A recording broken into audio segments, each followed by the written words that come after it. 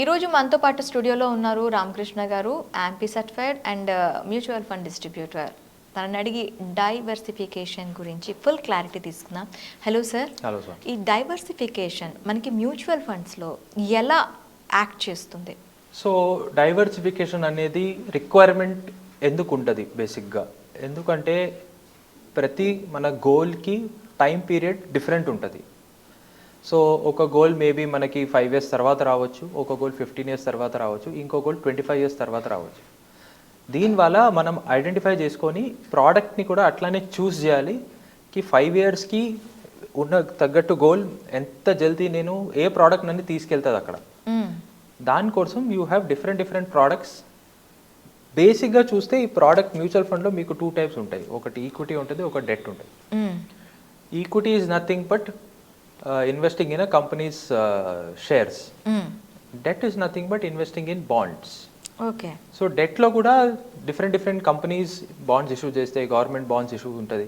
So dantlo you will be able to meeru decide cheyadam avasaram ledu. You can just decide a hybrid fund and a hybrid fund will invest in appropriate bond. Kani debt is more like ఇప్పుడు ఒక ship వెళ్తుంది అనుకోండి, debt anchor అంటారు దాన్ని. అంటే దాన్ని stability ఇచ్చే instrument is debt. So diversification is చాలా ఇంపార్టెంట్. మీరు ఈక్విటీలో కూడా చూస్తే ఈక్విటీలో కూడా డిఫరెంట్ డైవర్సిఫికేషన్స్ ఉన్నాయి. స్మాల్ క్యాప్ ఉంది, మిడ్ క్యాప్ ఉంది, లార్జ్ క్యాప్ ఉంది. సో మీరు లార్జ్ క్యాప్ చూడాలంటే large cap is more like Sachin Tendulkar అంటాము of equity. So all the proven, he is a proven batsmen in Indian cricket. So large cap is all the proven companies in Indian equity market. Upcoming ఏదైనా what ever who ever is an upcoming batsmen is like a mid cap. And a young batsman, Shubman Gill or something like that, is a small cap. And Shubman Gill today has the capacity to become Sachin of tomorrow or maybe Virat Kohli of tomorrow. So akada my bet on Shubman Gill will be if my goal is 20 years or 25 years down the line. If my goal is very nearby, then I will bet on Virat Kohli or Rohit Sharma. So that is a diversification over here. That I should, how much should I invest in large, how much should I invest in mid, how much should I invest in small cap, how much should I invest in debt funds. So ఇది కూడా identify చేసుకోవడానికి చాలా important depending on your goal. So diversification and mutual ఫండ్లో మీకు ఆ option ఉన్నాయి. That మీరు invest చేసిన 10,000 కూడా మీరు ఒక 2,000 లార్జ్లో పెట్టచ్చు, 3,000 మిడ్లో, లేకపోతే 3,000 స్మాల్లో. Depending on your goal you can diversify and invest. నా దగ్గర 10 ఉంది కదా, నేను అన్ని లార్జ్లోనే పెట్టాలా లేకపోతే అన్ని స్మాల్ క్యాప్లోనే పెట్టాలా అని అట్లేం లేదు. There also you have the capacity to divide your 10,000 and ఒక్కొక్క 2,000కి ఒక గోల్ అసోసియేట్ చేయొచ్చు, ఒక 5,000కి ఇంకో గోల్ అసోసియేట్ చేయొచ్చు. Depending on the time period you can diversify and you can invest in mutual funds. ఈ డైవర్సిఫికేషన్ చేసేటప్పుడు మనం ఏదైనా ఇన్వెస్ట్మెంట్ చేసేటప్పుడు ఏది ఫస్ట్ ఆలోచించాలి అంటారు? ఇప్పుడు మీరు చెప్పారు లార్జ్, స్మాల్, మిడ్, ఈ ప్రతిదీ కూడా ఒక్కలానే యాక్ట్ చేస్తుంది అంటారా?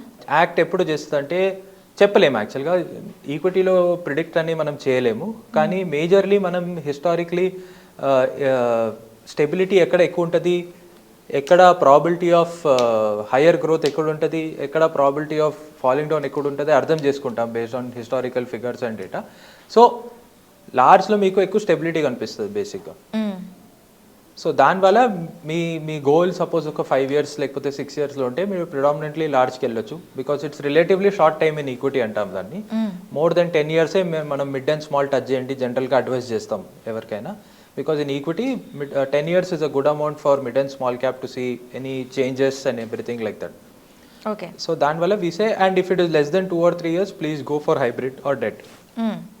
ఇందులో కూడా మనకి లంసమ్ సిప్స్ వేసుకోవడానికి ఉంటుందా? Yes, absolutely. దీంట్లో కాంబినేషన్ గా కూడా వేసుకోవచ్చు. మీ దగ్గర లంసమ్ ఉంది, మీరు 2 lakhs ప్లస్ ఒక 5,000 సిప్ అట్లా కూడా చేసుకోవచ్చు, లేకపోతే డైరెక్ట్ లంసమ్ కూడా వేసుకోవచ్చు, లేకపోతే ఆల్ సిప్స్లో కూడా చేసుకోవచ్చు. దీంట్లో కూడా అన్ని కాంబినేషన్స్ ఉన్నాయి. ఈ డెట్లో వేసుకునే అమౌంట్స్కి రిటర్న్స్ ఎలా ఉంటాయి సార్? డెట్లో లీస్ట్ రిటర్న్ మీరు ఎక్స్పెక్ట్ చేయాలి యాక్చువల్గా. బికాస్ డెట్లో యాక్చువల్గా capital protection is important over here, not capital appreciation. Try to look at it everything from 2 angles అనమాట. వన్ ఈస్ క్యాపిటల్ ప్రొటెక్షన్ మనకి ఎక్కడ కావాలి, క్యాపిటల్ అప్రిసియేషన్ ఎక్కడ కావాలి.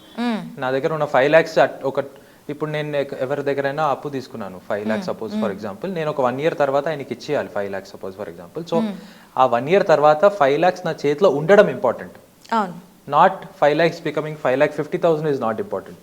సో ఆ టైంలో I have to 100% have the amount కాబట్టి నాకు capital protection important. What is the purpose of the money identify చేసుకోవాలి మనం first majorly. Purpose of the money అప్రిసియేషనా, పర్పస్ ఆఫ్ ద మనీ ప్రొటెక్షనా? ప్రొటెక్షన్ అంటే మనం డెట్ దగ్గర వెళ్ళాలి, మనం లిక్విడ్ ఫండ్స్ అయినా డెట్ ఫండ్స్ అయినా we should touch those kind of investment options. ఈ డైవర్సిఫికేషన్ మనకి స్టాక్స్లో ఎలా యాక్ట్ చేస్తుంది స్టాక్ మార్కెట్లో? Mutual fund nothing but invest stock మార్కెట్లోనే చేస్తారు కాబట్టి స్టాక్ మార్కెట్లో కూడా లార్జ్ క్యాప్ అంటే లార్జ్ క్యాప్ కంపెనీస్లో ఇన్వెస్ట్ చేస్తారు, లార్జ్ క్యాప్ ఫండ్స్ అంటే.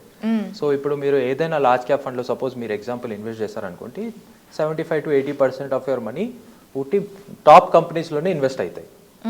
That is also stocks. అదే మీరు మిడ్ అండ్ స్మాల్ ఇన్వెస్ట్ చేస్తారనుకోండి, అప్కమింగ్ స్టార్టప్స్ అయినా చిన్న చిన్న కంపెనీస్, మిడ్ క్యాప్లో కంపెనీస్ మీరు చాలా విన్నుంటారు యాక్చువల్గా మన డే టు డే యూస్.